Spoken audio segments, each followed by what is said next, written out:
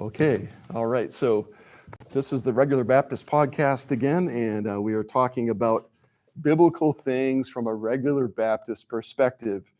And last time we talked about what it means to be a Baptist, and we talked about how the underlying principle of what it means to be a Baptist is it's the idea of individual accountability, that every person is accountable to God individually. So it's like there's no one group that can tell you you have to do this particular thing to worship God properly. I mean, they can tell you, but you don't have to do it, right? Nobody can force you to believe something. Nobody can force you to do church a certain way.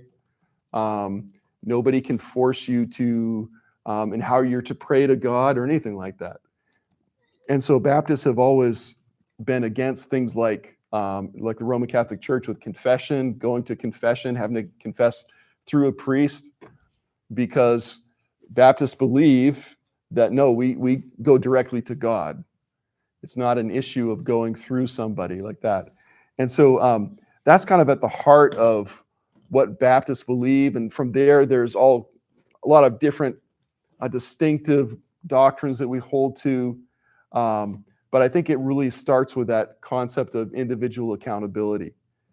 And so what we're going to talk about is the whole idea of what is a regular Baptist. When we say regular Baptist, what does that mean?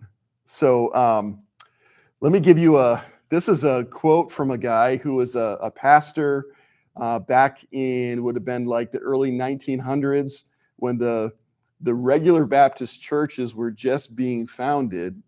And he described regular Baptists in this way: old-fashioned, blood-bought, born-again, deep water, I like that, baptizing, Christ-honoring, Bible-believing, historic Baptists. That's how he talked about regular Baptists. And so let me try to explain that a little bit better. So when we're talking about regular Baptists, there's a whole history behind that too. So if we said that the Baptist churches that actually use the name Baptist would have started sometime in the mid 1600s in England, maybe earlier 1600s. In America, the first Baptist church would have been 1638. And Roger Williams would have been the one who founded that first Baptist church in America, and that was in Rhode Island. And so after that, you would have had different Baptist churches, predominantly in Rhode Island, because the other colonies were not accepting them. They were persecuting them. But they would spread, into colonies that were willing to have them. But by the 1700s, so by 1707, you had a group called the Philadelphia Baptist Association. And so there was a group of Baptist churches in the Pennsylvania area around Philadelphia. And Philadelphia was a Quaker state. And so they weren't persecuting Baptists, because Quakers were often persecuted too. So they had a good bit of freedom of religion too. So you would have these little local associations of Baptist churches, but you didn't have one big group, like one big denomination, that kind of thing. And so in 1814, something happened to band the Baptist churches together. And what happened was there was a missionary who was from a Congregationalist church. Congregationalists would have still baptized babies, okay? So they would have still been in that train of thought. And he left, and he went to become a missionary. He was sailing to China. On the boat on the way to China, he was reading his Bible and studying it, because he knew that they were going to be to India. They were going to be going to India, and going to India, there was a Baptist missionary there already by the name of William Carey. And so Adoniram Judson was this missionary that was traveling, and he knew that he was going to talk to William Carey, and he had to have good biblical reasons for why he believed in infant baptism. And on the boat, he realized he didn't have good biblical reasons for it.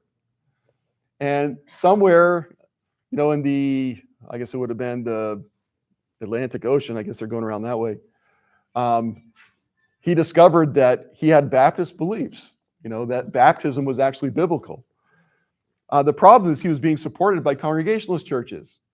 And so there was another man who if I'm getting the story straight, I think he went with him and returned back to America. His name was Luther Rice, and he would go around to Baptist churches to try to raise support for Judson. And so that started a desire to have a missionary society, that all the Baptist churches could support this missionary society to help Baptist missionaries going out to other parts of the world. And so they started what was called the Triennial Convention. And they called it that because every 3 years, they would have a convention of churches, they would meet together, and they would talk about supporting missionaries and things like that. And that was in 1814 when that happened. 1845, there was a split among those Baptist churches, the Triennial Convention, and the split was over slavery, the issue of slavery. And so the churches in the South tended to want to continue with slavery, and the churches in the North didn't want that. And so that's when the Southern Baptist Convention started. And so now there was a split between Baptist churches in the South that were actually banded together and the Southern Baptist Convention. And then you had the Baptists in the North who would still do the triennial thing. By 1907, the Northern Baptists in the North formed the Northern Baptist Convention. And they wanted to have a more organized structure like the Southern Baptists did. And so the problem is that the Baptists in the North, there was a mixture between Baptists who were believed the gospel, were preaching the gospel, and those who weren't anymore. In the early 1900s, actually going back to the late 1800s, there was they called it modernism. It was liberal beliefs where people would deny the miracles in the Bible. They would deny things like the virgin birth of Christ, things like even like the resurrection, important doctrines, right? And so you say, well, what would they do instead? Well, it was a social gospel. So they would say that churches are really about doing work in the community, kind of similar to like what Salvation Army does today, that sort of thing. And so they were very much focused on that and not on the gospel. And so this was happening in churches. And then you had the churches who still believed in the gospel, and they're looking at that and say, well, what's going on here? And so when the Northern Baptists started, there was that mixture that was there. By the 1920, there was a group of those churches in the Baptist churches that believed the gospel, and they formed something called the Fundamental Fellowship. There was a man who coined the term fundamentalism. And he said that a fundamentalist is somebody who will do battle for the faith.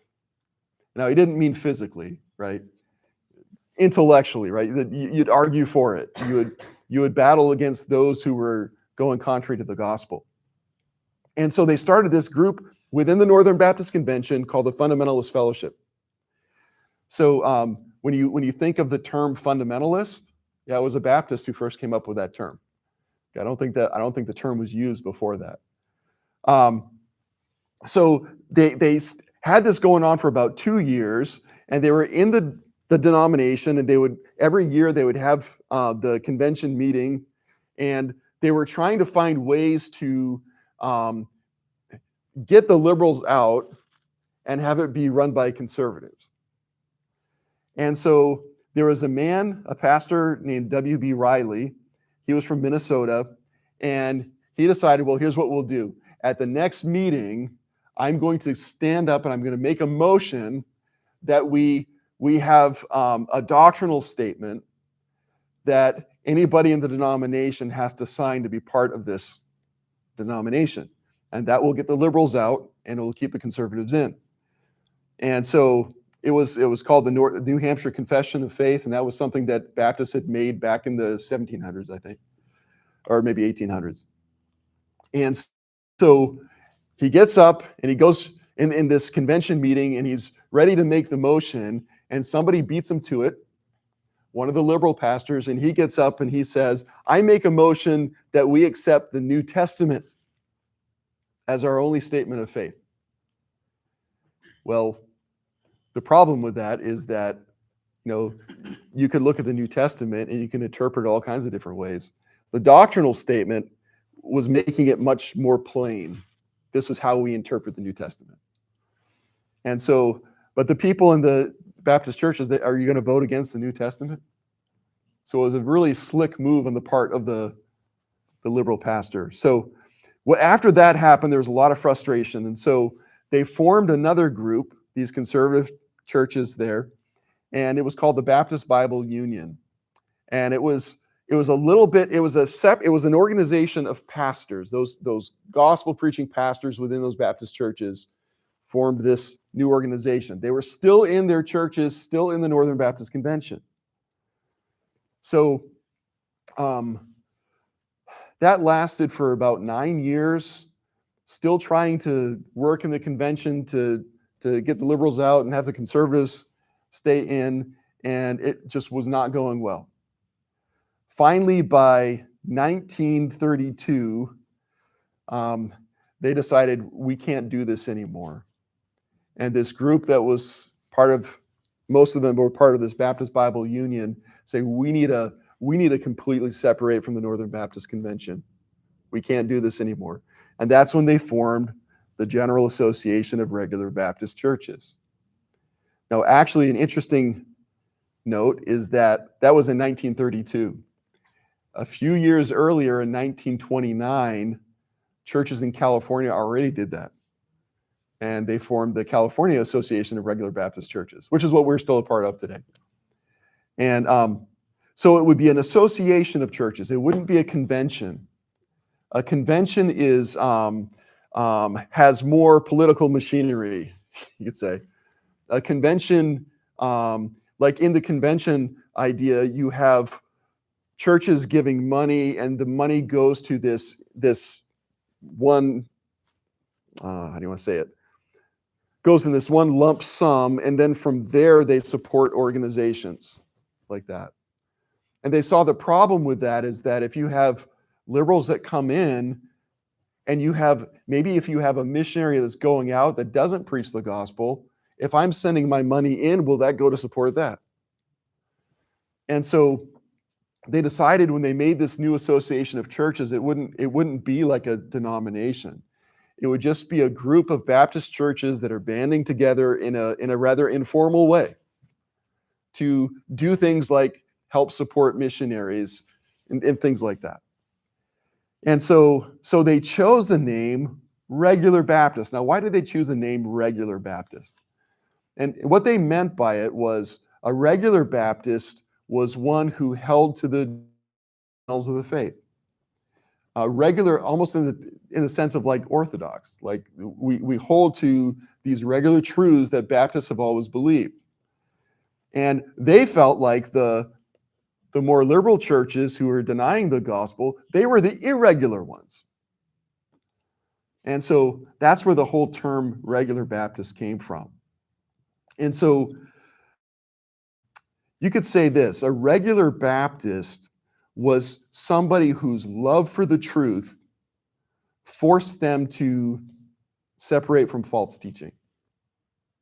They just felt like they had to.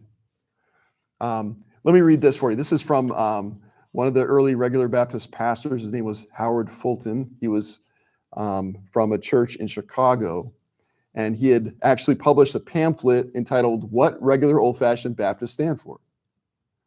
Okay, so he says, the reason the Baptist faith has stood the test of time and persecution, fire and sword, and come off victorious is because it is the truth. Truth has nothing to fear from truth. Truth cannot contradict truth. If we hold the truth of God and the truth of God makes us what we are, then we cannot compromise with error in order to unite. When two people who differ, one right and the other wrong, compromise, then they are both wrong. For then one departs from the truth and the other does not come to the truth. To compromise the truth is to surrender the truth, and stand in error? How can we cooperate with and support those who deny the great verities of the historic Baptist faith? Those who say the Bible is not the inspired word of God, but a man-made book. Those who say that Jesus Christ is not the virgin-born Son of God and God the Son, but the illegitimate son of Joseph and Mary. That's what the modernists were teaching. Born out of wedlock, or the product of evolution. Those who say that the death of Jesus Christ was exemplary and not expiatory. Exemplary means he was just an example for us to follow, not that he was actually a sacrifice for our sin. That's what some of them were teaching.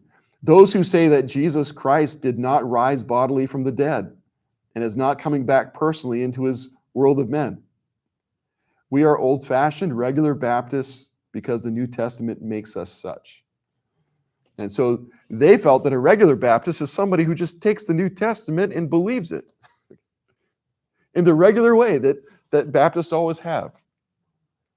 And so that's where the term came from. So are regular Baptists the only ones that love the truth? No, right? There's all kinds of people that love the truth. But we look back and we see, okay, here is a group of churches that said we love the truth so much that we can't be a part of this denomination that has error in it, that has falsehood in it, that is going contrary to the gospel. And so that's kind of the underlying principle of a regular Baptist. Now, any questions before we move on? So I want to show you this in the Bible, okay? So let's go over to the book of 2 John.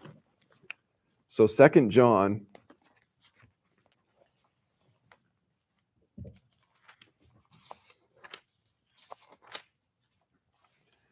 Second John is a very short epistle, and just 13 verses, one of the shortest ones. So 2 John, it says the elder. So who do you think the elder is? Well, it's John. Okay, he's the one who's writing this. He was probably an older man at this point. He's John the Apostle. And he says, unto the elect lady and her children. So he's writing to a lady and her children. He says the elect lady means that she's chosen by God. She's a believer. And so he's writing to her and her children.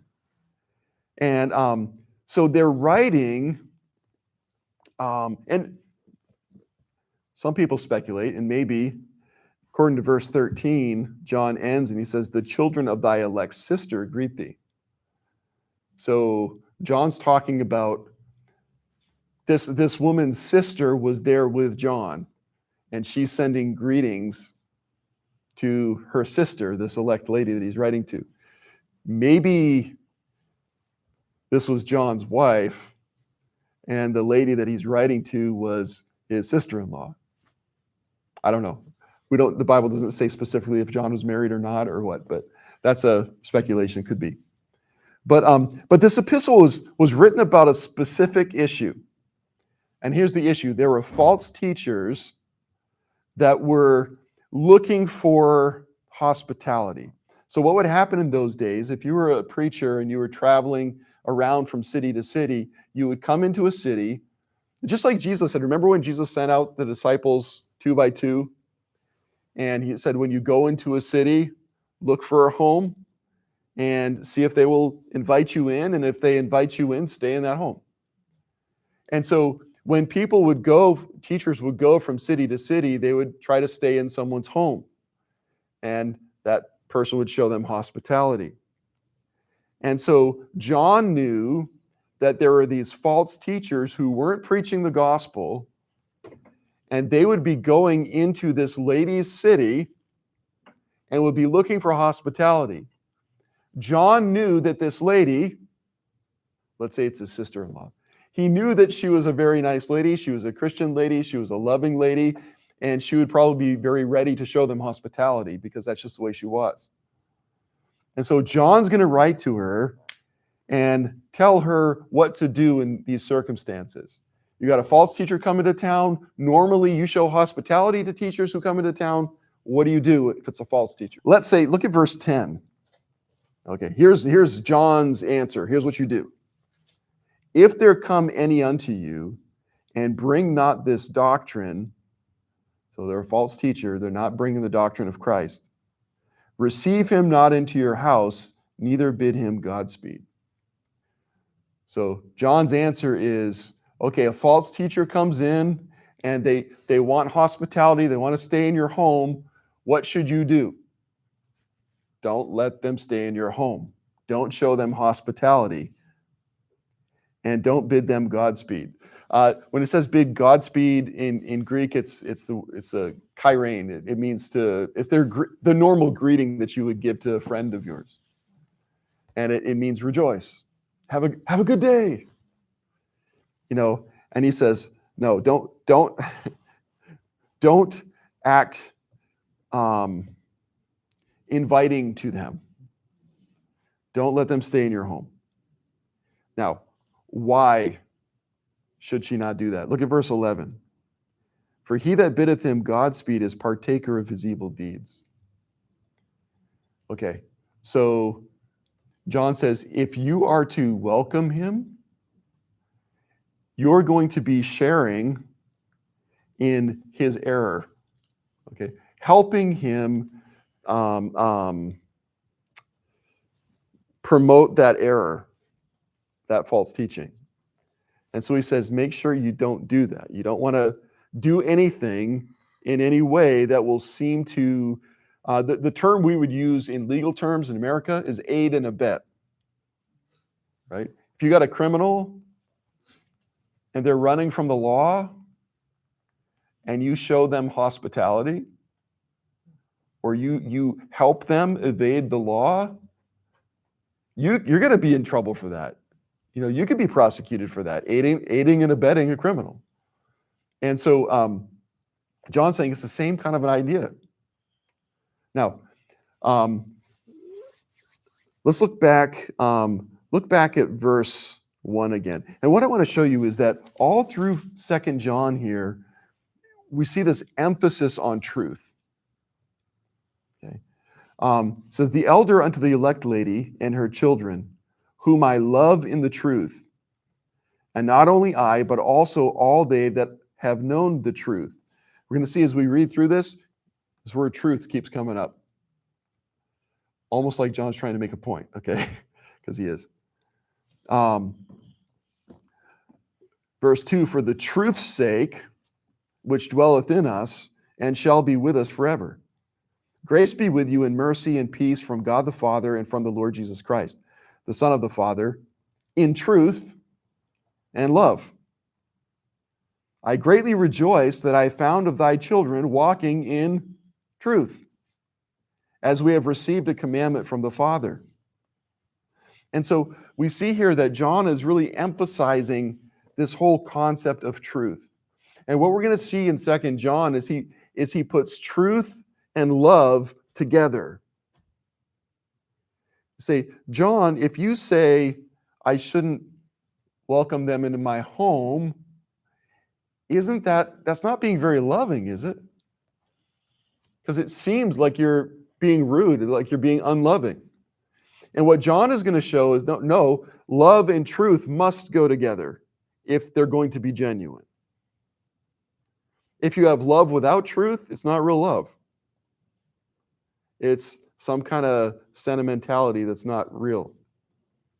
Love and truth go together. And so he's combining those two things. So like you see that in verse 3, grace be with you, mercy and peace from God the Father and from the Lord Jesus Christ, the Son of the Father, in truth and love. These two things go together. Then we see in verse 4, I rejoice greatly that I found of thy children walking in truth. So John was really happy to hear that her sons, possibly his nephews and nieces, were walking in the truth. And so he was excited, he was happy to hear that they were believing the truth, they're believing the gospel, they're standing for that truth, and he's happy about that. And then he says, as we have received a commandment from the Father. Now he's going to talk about the new commandment. Now Jesus gave the disciples a new commandment. You remember what that was? Yeah, to love one another. Yep. And so look what he says in verse 5. And now I beseech thee, lady, not as though I wrote a new commandment unto thee, but that which we had from the beginning, that we love one another. And so, yeah, when Jesus gave the new commandment to the disciples, he said, I give you a new commandment to love one another. Well, yeah, it was new, but it really wasn't new. I mean, that was as old as the Old Testament, right? I mean, the Old Testament, it hangs on the two commandments, love the Lord your God and love your neighbor as yourself. And so what Jesus is doing with the disciples is he's applying that now in their new situation. And he's saying, you're going to be going out into the world. Jesus would be gone. He would go back to heaven. The disciples would be left there on the earth in the world. And so he says, you need to love one another, right, as believers, because the world's not going to love you, so you need to love one another. And so he says, yeah, it's a new commandment, but it's just like the old commandment. In verse 6, and this is love. So what does it mean to love one another? It says, and this is love, that we walk after his commandments. Love is consistent with obedience to truth. The two things go together, and they shouldn't be separated. And so John is writing here with a love for the truth. Verse 7, so with that in mind, now he says, okay, let's talk about the situation you're in. Verse 7, for many deceivers are entered into the world who confess not that Jesus Christ has come in the flesh. This is a deceiver and an antichrist.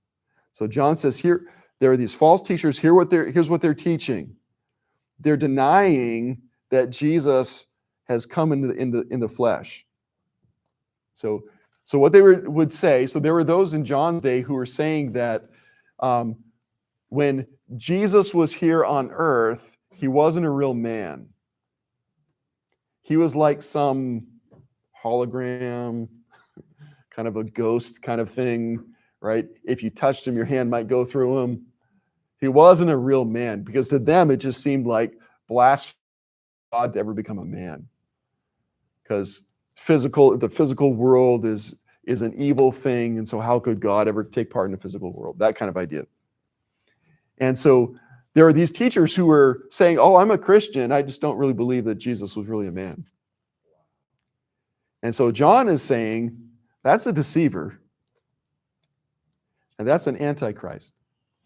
Let me ask you something. Why is it important and essential to believe that Jesus was a man? Could Jesus have died for our sins if he wasn't a man? No. So this is denying the whole gospel then. And so, those people who would teach that, they're teaching that, okay, so it was what was called Gnosticism. And so it's all about this secret knowledge that you can get, and salvation comes through this secret knowledge, not through Jesus saving us. He was like this example of somebody who had this secret knowledge, like a guru that you follow. And so, so they're denying the gospel. And so he says in verse 8, he says, look to yourselves that we lose not those things which we have wrought, but that we receive a full reward. So John says, now you got to be careful. You don't want to lose the things that you've done for the Lord. Think about some of the things. What things might she lose? Okay, so suppose you have this lady and she compromises with these false teachers, allows them into her home. What is that telling her children? It's saying that what these guys are teaching, I endorse. And if her children start to believe what that guy's teaching, you've lost some of the hard work you put in as a mom, right? So that's just one aspect of losing what you've worked out, what you've done. And he says in verse 9, whosoever transgresseth and abideth not in the doctrine of Christ hath not God. He that abideth in the doctrine of Christ, he hath both the Father and the Son. So he says, somebody who believes the true doctrine of Christ, yes, he has Christ. Somebody who doesn't believe the true doctrine of Christ doesn't have Christ. No matter how good he sounds as a teacher, no matter how clever he sounds. No, if he's teaching the wrong thing about Christ, he's not a Christian. So don't believe it. He can call himself a Christian, and they would.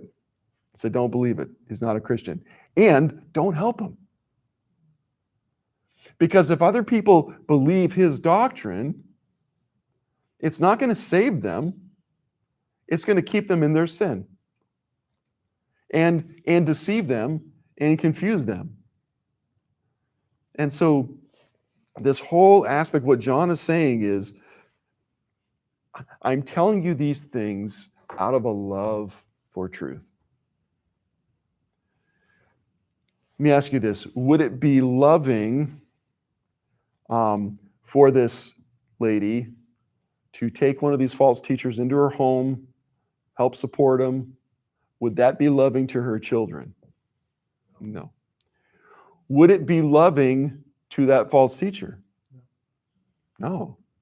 It's not loving to let him go on in his error.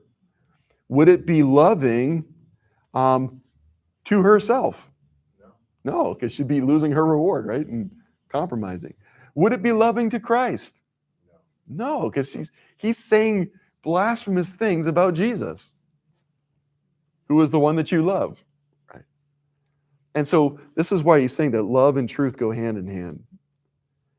And so Christians should, what John is saying here, Christians should love the truth enough, have such a love for the truth that they're not willing to aid and abet a false teacher in any way. And so that's what those regular Baptists did at the beginning. That's what drove them to say, we got to leave this convention. Because us being present here, it's like we're endorsing what they're doing. And somebody comes along, an unbeliever, and says, oh, what church is this? Oh, you're part of this Northern Baptist Convention? I know a Northern Baptist Convention church that says this about Jesus. And you're like, well, I don't believe that. Well, why are you in that convention then? And it sends a very confusing message. I remember back, oh boy, it was years ago now. Remember back when the Passion of the Christ movie came out?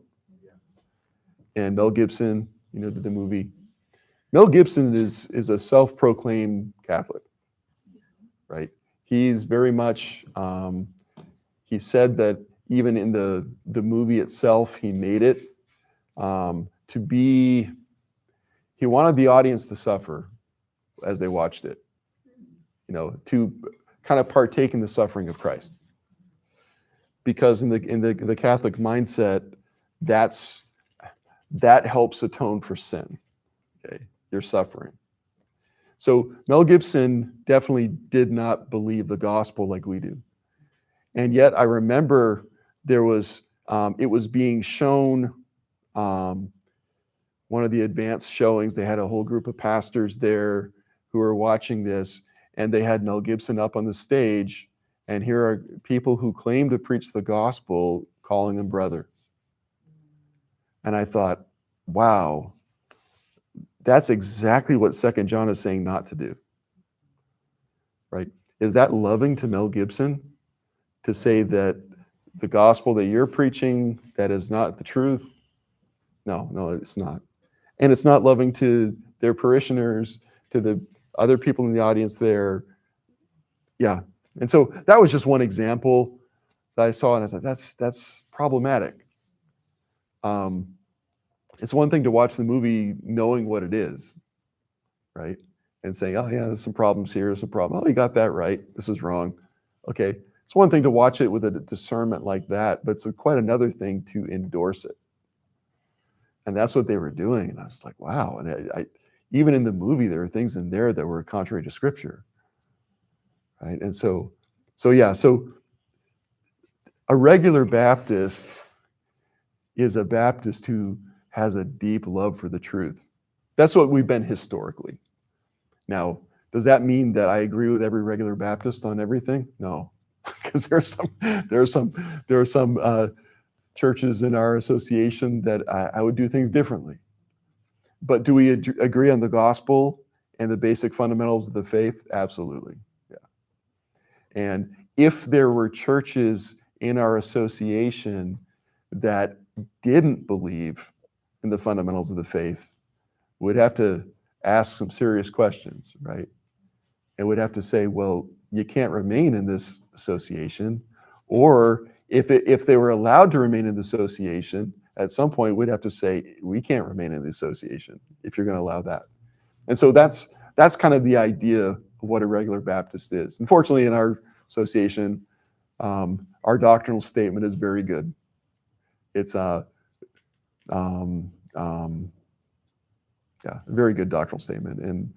And as far as I know, every church in our association agrees to that doctrinal statement. And so there, yes, Andrew, you had a good question.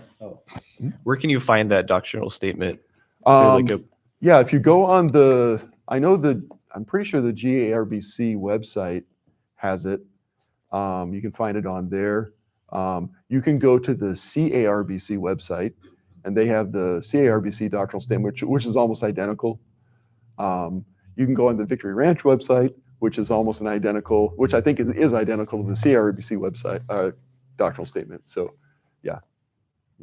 And it's basically that old New Hampshire Confession of Faith with a few things added, like with the New Hampshire Confession, the eschatology, the end times. Those old Baptists weren't dispensational. They didn't follow. I'm not sure if it's even premillennial. And so they with the regular Baptist doctrinal statement, they made it very specifically premillennial and fairly recent addition, pre-tribulational. Yeah. So. Chat question. Okay. Yes. Chat question. The website says Bible Baptist Church is in the GARBC, but you mentioned the California Association of Regular Baptist Churches. So does the church belong to both, and how those two associations differ? Okay. Yeah. Good question. Yeah. The church belongs to both. Actually, the church belongs to three different groups. Okay. So you have this can get confusing. The GARBC, General Association of Regular Baptist Churches, which is the national association. You have the CARBC, California Association of Regular Baptist Churches, which is the state association. And then you have the ARBC-SC, which is the Association of Regular Baptist Churches of Southern California, which is our Southern California Association. We're all affiliated together, and most churches like in California will be most of the churches in Southern California are part of all three. Technically, you could be a part of the CARBC and not the GARBC, but I think most all the churches are part of both. So they are separate associations technically, but yeah, we are part of all of them. So the difference is there's not really differences in belief at all. Like I said, the doctrinal statements are almost identical, I think. The differences would be just the location, and like what it's for. Yeah, what it's for. So like the Southern California Association, it'd be similar to, like, let's say politics, right? You have the Republican Party, the National Republican Party. You have a state Republican Party, like that. You might have a local, and it's kind of like that. And yet they're going to be mostly in agreement on things. So it'd be similar to something like that. Yes. Okay. So what are the responsibilities and benefits of being an association? Why in a group? Why is that?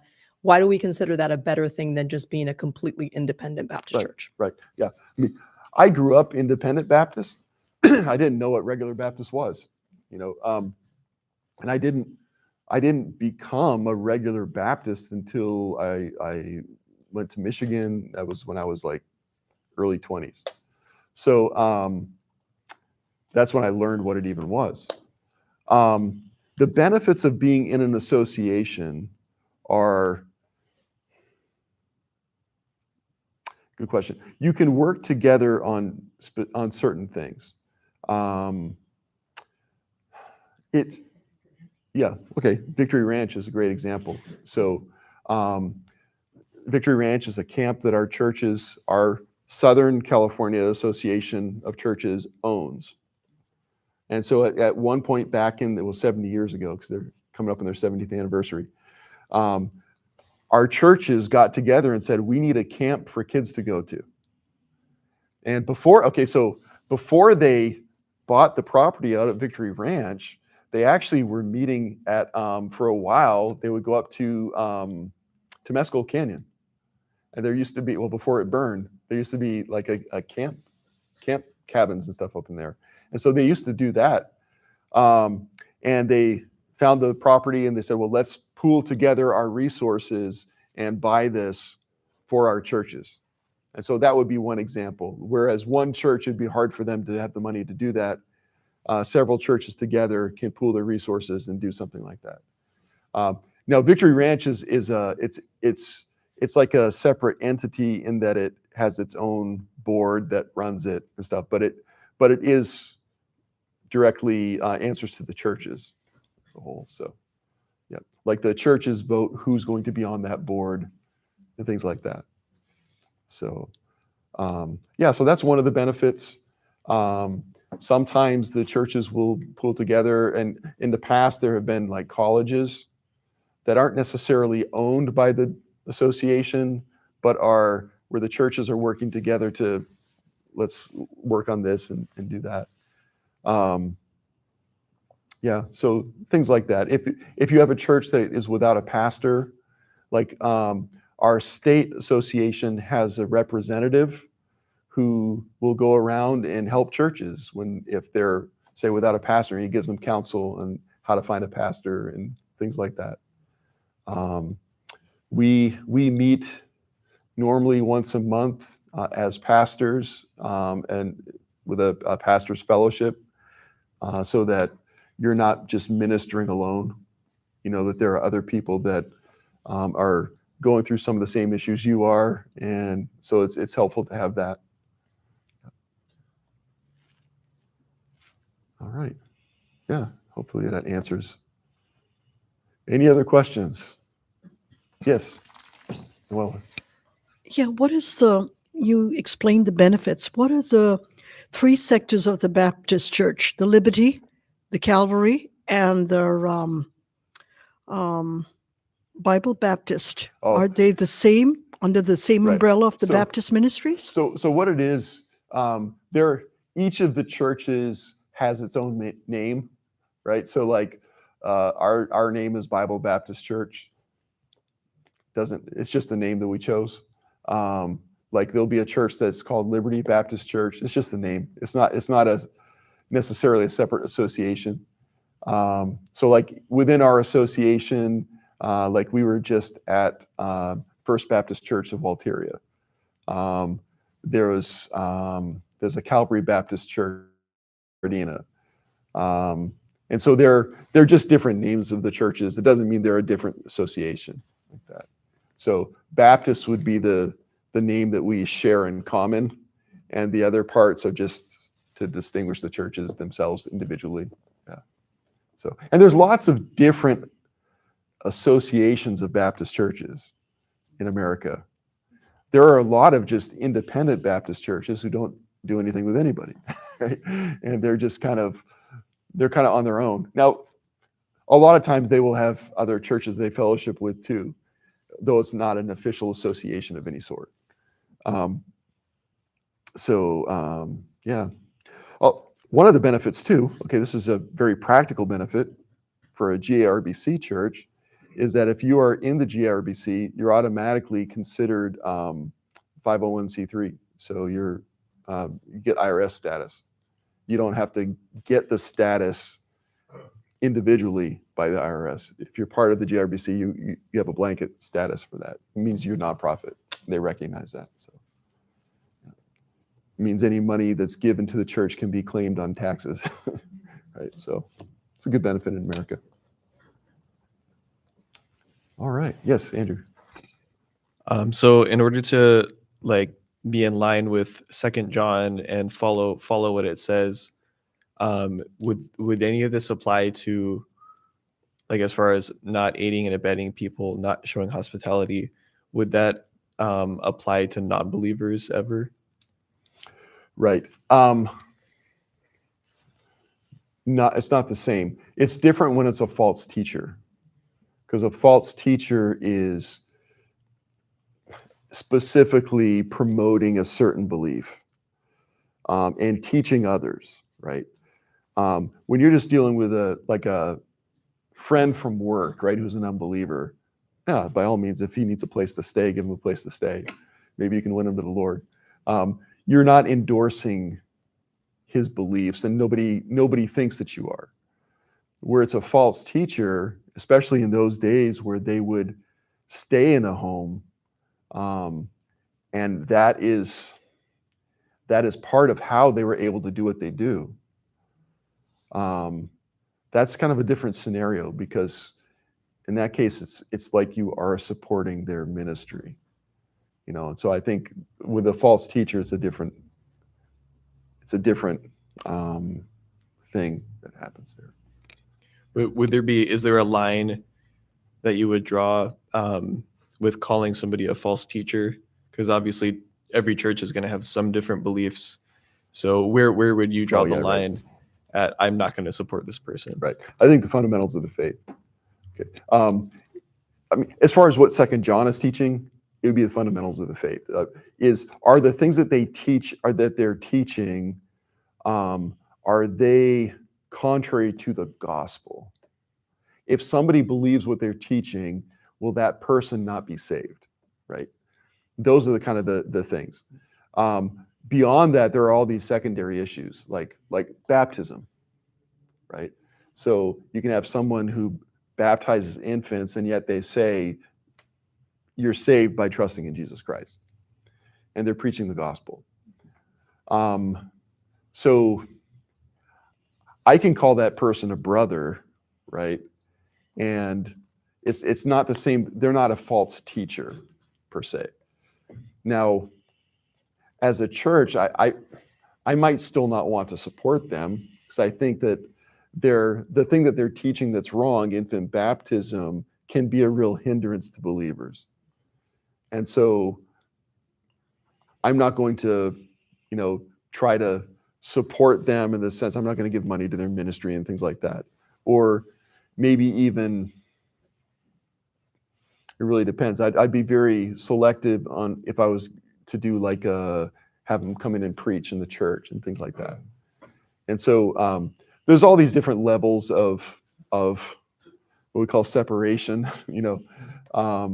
Like there are things that you can do where you can have more of an acquaintance level with somebody, and then that's different than having them come preach in your church, right? And so those are some of the things. But I think what Second John is talking about is this issue of they're going contrary to the gospel. And that's when it's very clear cut. And one more question about that. Is there a difference between if somebody is intentionally teaching this false doctrine to for the purpose of misleading people and they know what they're doing, versus somebody who's maybe confused? And would you treat those people differently? If you have a teacher who is teaching contrary to the gospel and they're confused, I'm still not gonna, support them in any way.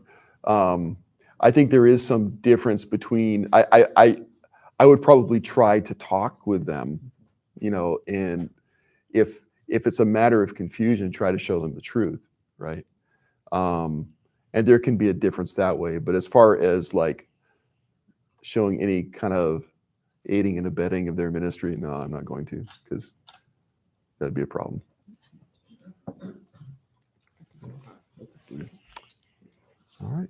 Any other questions? Okay. Well, that's the end of this installment. Next time, we will consider some more issues. I'm not sure what yet, but we will find out next time. All right. God bless you all.